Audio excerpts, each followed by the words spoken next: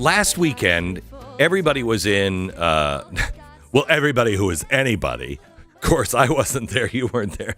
Nobody I know was there. But all of the leaders of the world were in France for the reopening of the Cathedral of Notre Dame. And it's supposed to be marvelous, wonderful, and, way ahead of schedule, etc. But I heard at the beginning that they were going to make this kind of into a temple of reason again and kind of finish what the French Revolution started. And they restored part of it, but there was a big argument of, do we go modern or do we put the Gothic back in? And I hate this. I have no problem with modern architecture. But there is, Jefferson said, if you want your civilization to survive even beyond you, you must embed your principles in your architecture. Okay? Greece, we get it because of their architecture, a lot of it. The medieval times, we get it because of the architecture. And maybe it's time for all of us to go modern because so much of it makes no sense that you're like, yep, well, that's a sign of our times. Duncan Stroik, he is an architect, and I wanted him on to talk about what did they do to Notre Dame in the end. Duncan, welcome to the program. It's great to be here, Glenn. I've really enjoyed your recent programs, especially with this great time of emphasis on the Nativity. Well, thank you very much. So Notre Dame, the last time that it was that I know of that it was really desecrated and almost destroyed was during the French Revolution, and they wanted to make it a temple of reason. And then I heard they were going to do this again, and it was going to be to, the earth and all of this crap. Did any of that happen, and what changes did they make to the cathedral? That's a great point. I agree with you that our great cathedrals, especially in the Gothic period, have had three enemies: fire, vandals, and iconoclasts. Mm. And poor Notre Dame has had all of those, and the fire was devastating. But what makes it even more painful is that after the fire did its work, that the iconoclasts came in and wanted to vandalize. And was it, because I know there was this big panel put together and everything else.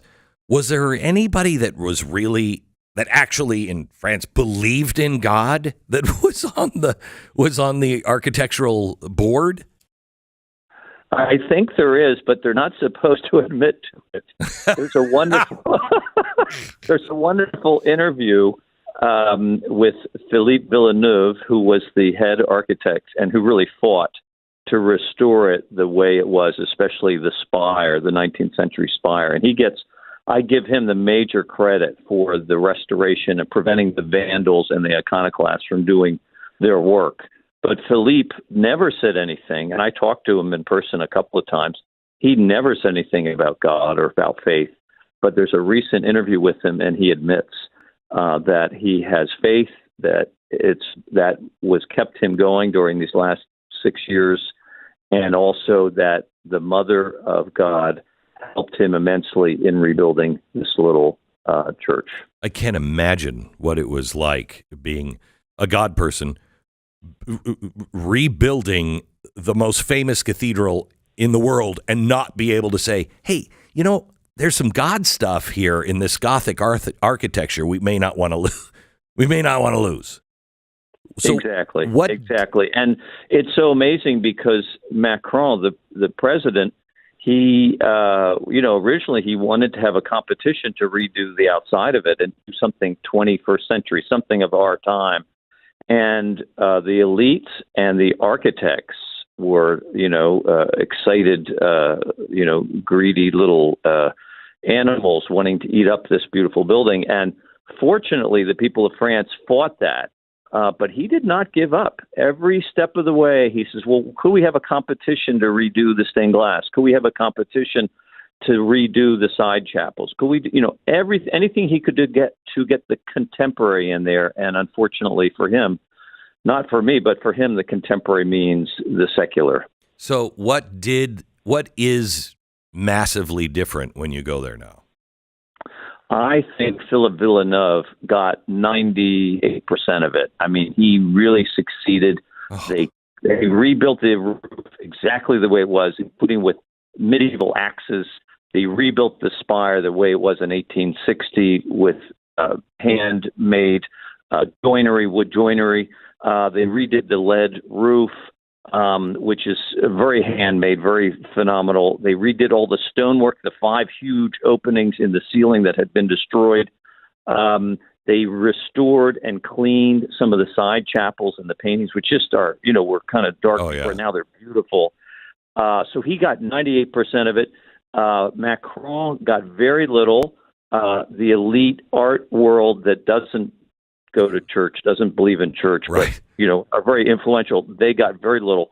But unfortunately, the Archbishop was philosophically, or at least aesthetically, in league with Macron. So some of the things that he spent money on are of the contemporary, and most people won't even give them a second thought because they are so out of touch with the rest of the building. That's actually good news, because I thought a lot more had been done that was bad. So this is really good to hear. It's a great story. It really is. I'm very thrilled. Yeah. In spite of these little minor interior decorating things that look like they're ephemeral and you can get rid of them next year, it really is a triumph. So you're a professor of architecture at the University of Notre Dame. And I want to ask you, so much of our architecture is just meaningless. And I'm not against modern architecture. Some of it is interesting, only because of what we can now do. But it doesn't really even speak to anything, a century from now, I don't think. But I was reading that there is this new AI-driven machinery that can now recarve from solid marble in a fraction of a time and not even close to the cost. You could rebuild all of the great statues and go back to even a Gothic kind of architecture at a fraction of the cost and the time. But I kind of think when you see David, I have to tell you, I went to Florence and my wife and I stood in the square. I didn't know that the one in the square was a fake. And we were standing in the square and I went, well, I've seen that before in all different sizes, and it wasn't that impressive.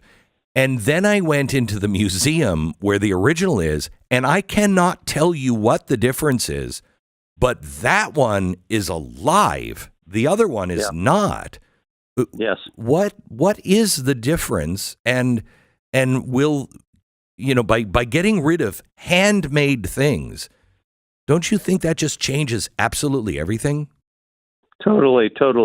And especially when it comes to art, with sculpture, with decoration, with figures, with floral things, the hand is where it's at. And we use modern technology to cut our marble and our limestone.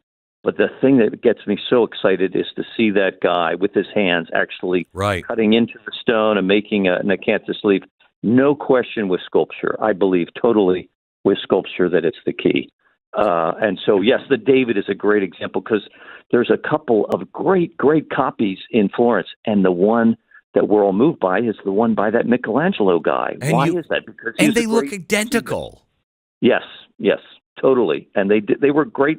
They were very good sculptors who did it, and they were copying it as closely as they could. And so there's something beautiful about the hand. I'm with you, and I really want to. And they did that as much as they could at Notre Dame in this new restoration. And I think we want to. And young people were involved in it. That's what's also exciting is that young people today want to do things with their hands. Some people do. Other people want to do video games, but I think there's a good future for a lot of this. Yeah, I think the more we get into AI, there's going to be a a real problem of dislocation of people and artists and everything else that we're going to have to figure out soon. But once we get past that, it's kind of like it's kind of like when clothing went to machine made. At first, everybody wanted it made by machine.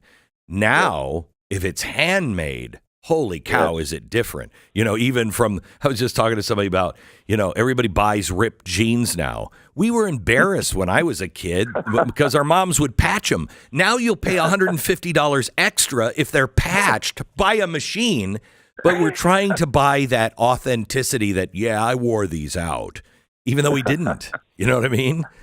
Yes, yes. And one of the things that really amazed me was at the roof of Notre Dame, which took about 1,500 trees, some 80 feet tall, that they had to use from the old state forests for the great buildings to make this roof. 1,500 trees, and most of them were cut by hand using axes. 1,500 trees. They had 60 men working for 3 or 4 years, cutting these trees and then forming them into square timbers and then joining them with dovetails and mortise and tenons. And it was all handmade. How did they get this done? I mean, the National Cathedral in Washington, D.C. took forever. How did they do this so fast? Well, I think it was national pride, and it shows you that the French still have it in them to restore, but I also believe build things of that quality of the Middle Ages. They still have it. They have the people that love it. And even though the elites and the leadership, you know, the political leadership don't think it's valid, but the regular people and the craftsmen, they know this was a high point. This is a golden age, and that we could do it again today. So I'm very excited about the French. I want to export the French, these master craftsmen, to other countries, especially the U.S., where we can afford it, and get them to train us and lead us to do this in America on a smaller scale or whatever. But I think we want to do that. Duncan, thank you. If you're ever in Dallas, please let me know. I'd love to have lunch with you sometime. You're fascinating. Thank you so much. Thank you for what you do, Ben. You bet. And thank you for speaking up. You got it. Duncan Stroik, he is an architect and the professor of architecture at the University of Notre Dame.